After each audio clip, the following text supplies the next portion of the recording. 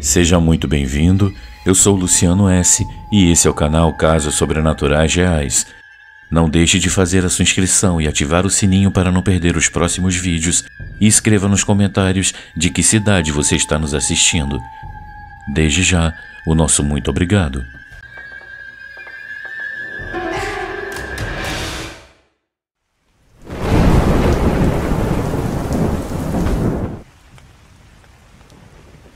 Cheiro de morte.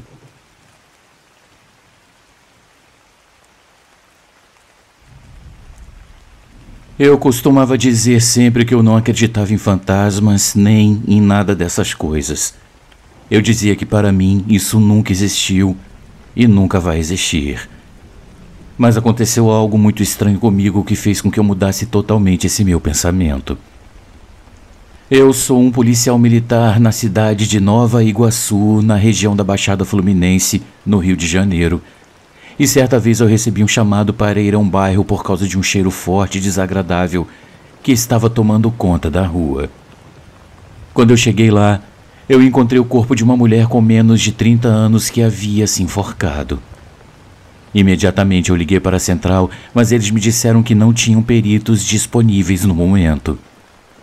Eles disseram que poderiam enviar uma estagiária de perícia para me ajudar com o isolamento da área e as fotos da cena do crime.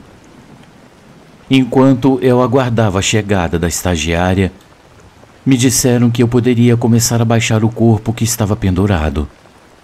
Mesmo sem ter experiência nisso, eu concordei e com a ajuda de uma videochamada, eles me explicaram como proceder. A principal instrução era não cortar a corda abaixo de onde ela estava amarrada, para que fosse possível determinar as circunstâncias do óbito. Eu cortei a corda, mas por falta de prática, o corpo acabou caindo em cima de mim. Luciano, nesse momento, eu ouvi um grito saindo do próprio corpo, o que me deixou muito assustado. A pessoa com quem eu falava pelo telefone me explicou que eu não precisava me preocupar, que aquele som era o resultado da pressão no corpo e que ela não estava viva. Eu coloquei o corpo no chão e comecei então a isolar a área. Pouco tempo depois, a estagiária chegou e me ajudou a colocar o corpo em uma bolsa para que ele não ficasse exposto. No entanto, o corpo estava muito rígido e eu não conseguia colocá-lo dentro da bolsa. Eu pedi outra bolsa, acreditando que aquela estava com defeito, mas a estagiária disse que não era questão da bolsa, e sim do corpo estar muito rígido devido a outros motivos. Então ela me perguntou se eu acreditava em Deus. Eu respondi que não. Ela sugeriu então que eu falasse com a mulher, dizendo que ela já tinha alcançado o que queria e pedia que ela nos deixasse colocá-la na bolsa para que pudéssemos fazer o nosso trabalho. Mesmo sendo cético, eu segui as instruções e falei com o corpo. Depois disso, a estagiária me disse que ela provavelmente não tinha tirado a própria vida, e sim que ela tinha sido morta por alguém. Eu fiquei desconcertado. Eu não acreditava no que ela dizia, mas logo após ela dizer ao corpo que encontraria o responsável pelo assassinato, o corpo que antes estava rígido ficou relaxado e nós conseguimos colocá-lo na bolsa. Após tirar as fotos e coletar as evidências, eu levei o corpo para o IML e eu continuei o meu turno. Naquela noite, ao chegar em casa, eu tomei um banho para me livrar daquele cheiro de morte, mas eu ainda sentia que o cheiro continuava. Eu comentei com a minha esposa que eu ia tomar outro banho, pois parecia que eu não estava limpo. Ela se aproximou e me disse que não estava sentindo nenhum cheiro estranho e que aquilo que eu sentia era só nervosismo. Alguns dias depois, eu decidi voltar ao ML porque eu ainda sentia que algo não estava certo. Eu perguntei sobre o caso da mulher e me informaram que ele já havia sido encerrado e que eles chegaram à conclusão de que ela mesma havia feito aquilo. Eu insisti dizendo que ela não tinha feito aquilo e que ela foi vítima de um crime. Mas eles disseram que não havia nada mais a fazer. Eu, como servidor público, Queria fazer o meu trabalho da forma correta.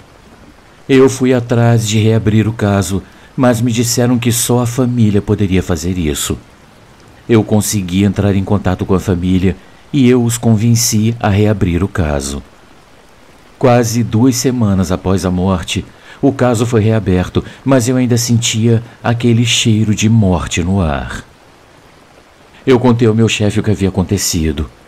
Eu baixei o corpo e ele caiu sobre mim, e desde então eu sinto o cheiro da morte. Ele me disse para não me preocupar e sugeriu que eu pedisse aos pedreiros da obra ao lado para me darem um pouco de cal, pois isso tiraria o cheiro. Mesmo achando estranho, eu fiz o que ele sugeriu, mas ainda assim o cheiro continuava. 1 mês depois, finalmente me ligaram para dizer que descobriram que o responsável pela morte da mulher era o namorado dela e que já tinham até uma ordem de prisão.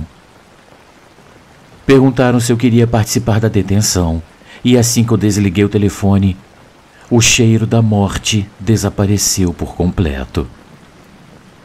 Eu ainda não sei se eu acredito em fantasmas, e para mim isso tanto faz. Mas depois de tudo que aconteceu, eu senti que aquela mulher estava comigo o tempo todo porque eu prometi que eu faria justiça por ela. Quando alguém morre, é preciso dizer para eles descansarem, para que seus corpos se acalmem, pois às vezes eles se vão com preocupações e deixam um rastro de inquietação. Hoje eu sigo cuidando desse caso, garantindo que o responsável não fique impune. Muitos podem dizer que eu estou levando isso para o lado pessoal, mas eu não vou parar até que ele receba a sentença que ele merece. Meus amigos, eu concluo a minha história dizendo a vocês: eu realmente não acreditava em Deus, nem nos mortos, nem em nada.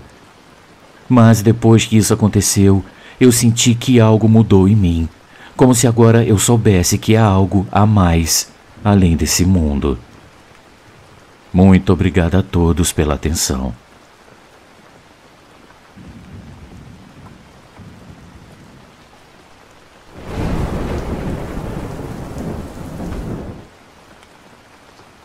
Havia algo estranho no quarto do meu irmão.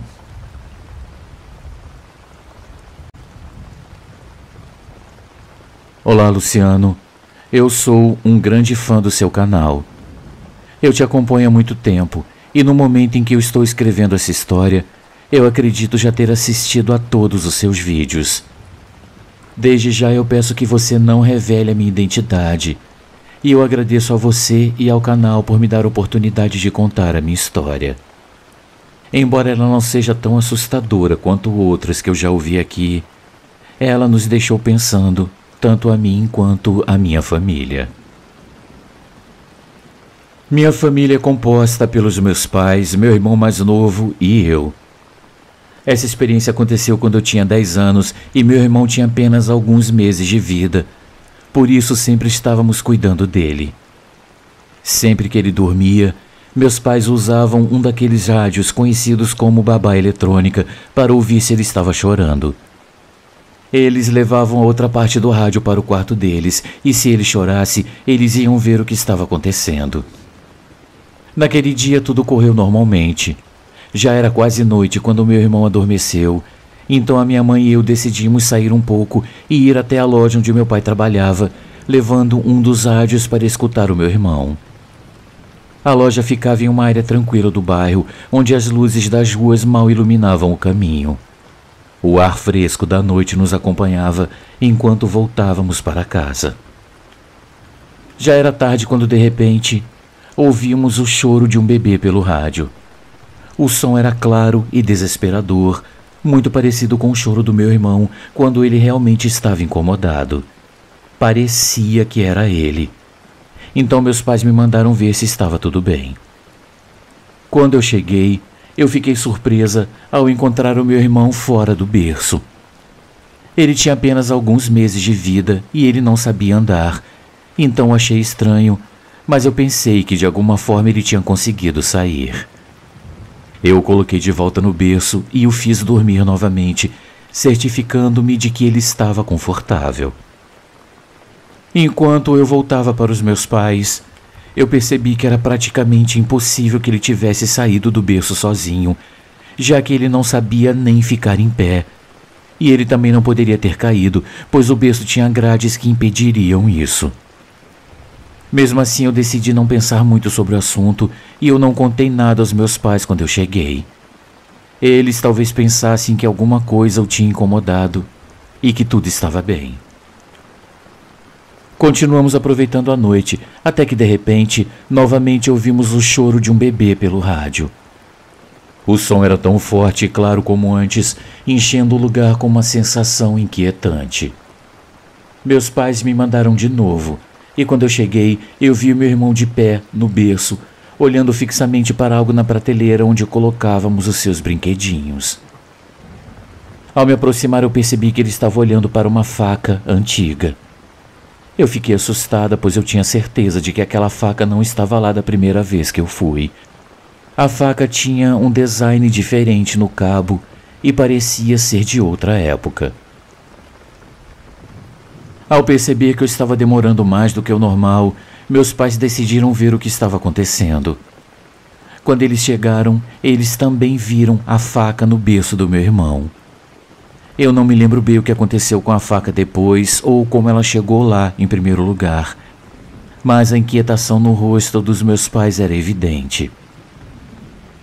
Meus amigos, muitos anos se passaram desde esse incidente, mas essa é uma história que ainda nos deixa pensando. Nós sempre a contamos em reuniões familiares ou quando visitamos algum lugar. Minha mãe, que não acredita muito no sobrenatural, pensa que talvez tenhamos deixado a faca lá por engano. Mas não faz sentido, pois a faca parecia antiga e eu tenho certeza de que ela não estava lá da primeira vez que eu verifiquei o berço. Além disso, nenhum de nós lembra de ter trazido uma faca com essas características para casa. E é isso. Desculpe se eu me alonguei muito ou se não ficou muito claro. É a primeira vez que eu compartilho algo no seu canal. Obrigado a você por ler a minha história e eu mando saudações e um grande abraço a todos vocês que me ouvem.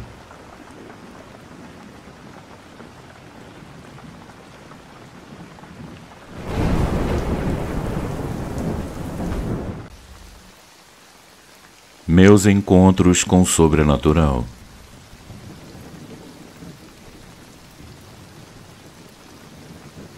Olá, Luciane e amigos.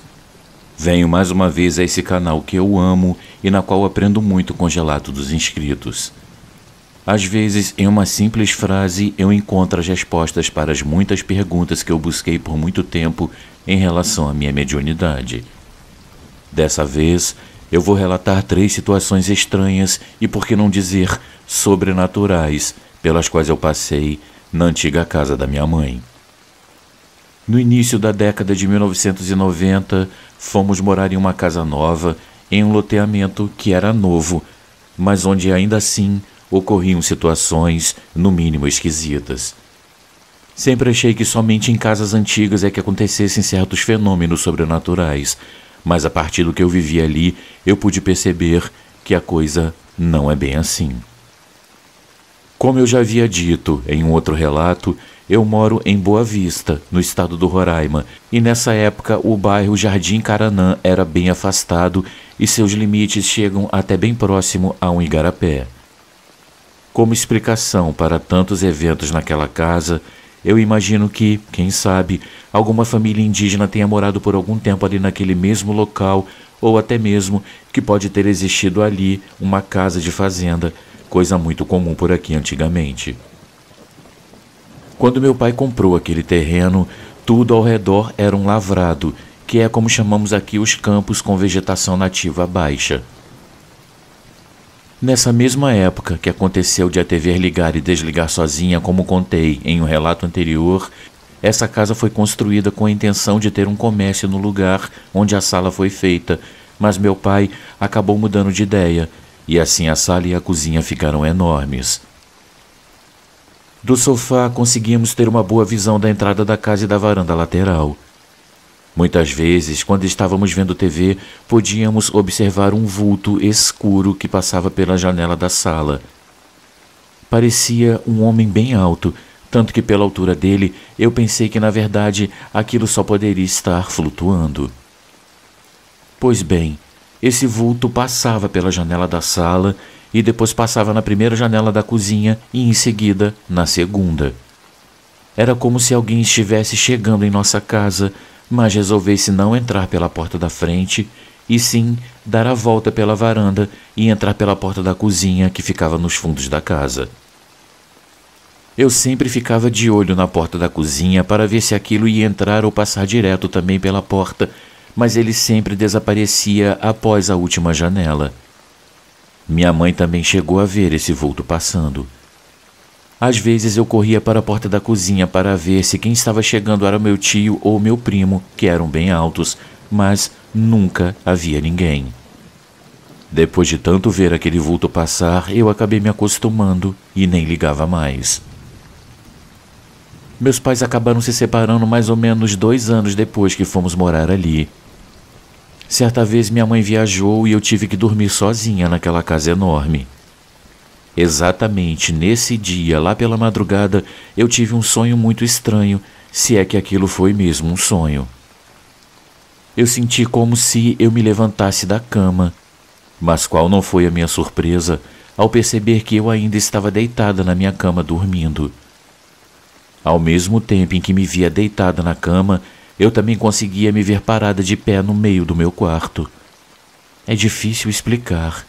Eu ficava revezando entre a visão de alguém que estava de pé e a de alguém deitada. E então, de repente, eu me vi afundando lentamente no chão. Nesse momento foi como se eu voltasse instantaneamente para o meu corpo que estava deitado, vendo tudo somente dali. O meu eu, deitado, olhava agora para um ser horripilante que começava a subir do chão exatamente no lugar em que eu estava de pé instantes atrás. Luciano, aquele monstro, sorria com sarcasmo. Ele tinha cabelos pretos e escorridos, parecendo molhados, e me exibia dentes pontudos em um rosto apavorante com a pele de um defunto. Eu acordei num pulo e tive a sensação de que aquilo ainda estava ali, mas eu não o enxergava mais. Eu me cobri com o lençol da cabeça aos pés e fiquei pedindo a Deus que me socorresse. Afinal, eu estava sozinho em casa e mesmo que eu gritasse, ninguém poderia me socorrer.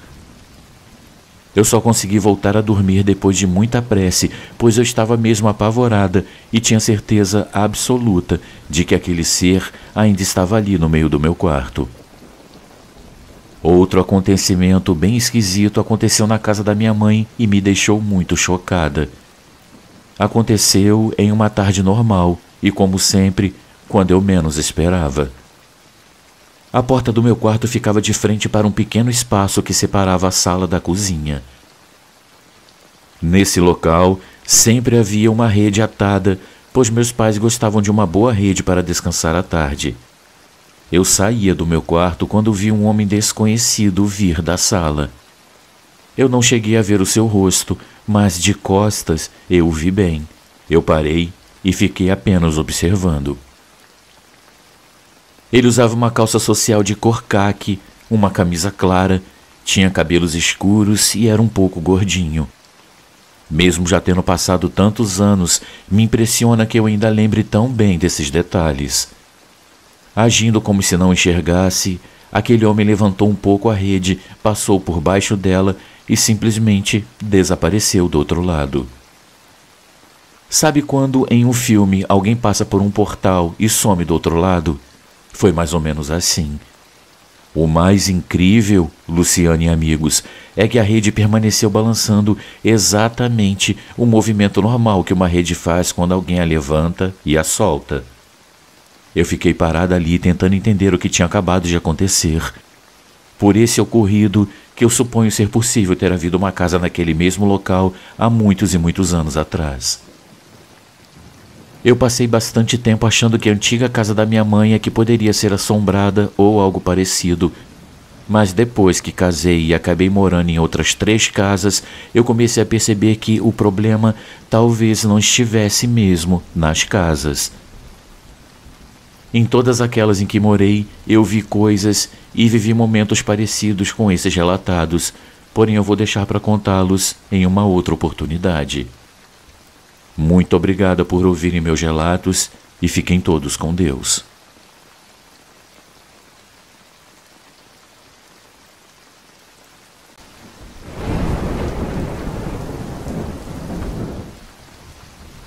Amigos, uma pequena pausa no nosso vídeo, apenas para lembrar que o nosso canal é um canal independente e que para continuar existindo nós precisamos muito do seu apoio.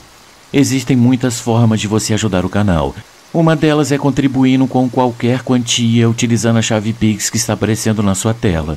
Outra é se tornando membro contribuindo com apenas R$ 7,99 por mês clicando no link Seja Membro. Você também pode nos ajudar sempre curtindo, comentando e compartilhando nossos vídeos, pois dessa forma a plataforma vai ampliar o alcance do nosso canal e ele será cada dia mais conhecido. Desde já, a gente agradece e agora vamos continuar com o vídeo.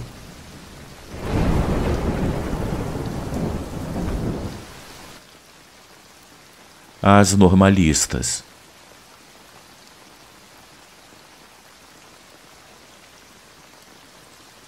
Como eu já havia relatado ao excelente e sensível canal, minha saudosa avó materna em um certo período de sua vida confeccionava balas de coco, uma receita fina de família. E por isso ela fez uma portentosa freguesia. Os anos de 1970 trouxeram bons ventos para o seu pequeno empreendimento caseiro e sua clientela ia desde crianças, donas de casa e jovens adolescentes. Bem, o meu tio era um jovem rapaz de 22 anos quando um inexplicável episódio se apoderou do seu cotidiano em um dia de verão. Havia ele saído de casa para fazer compras para minha avó e quando tinha voltado a pé, ele viu duas normalistas uniformizadas caminhando com uma distância média de 15 metros à sua frente. Ele percebeu que elas rumavam em direção ao portão de madeira cor de telha da casa dos meus avós.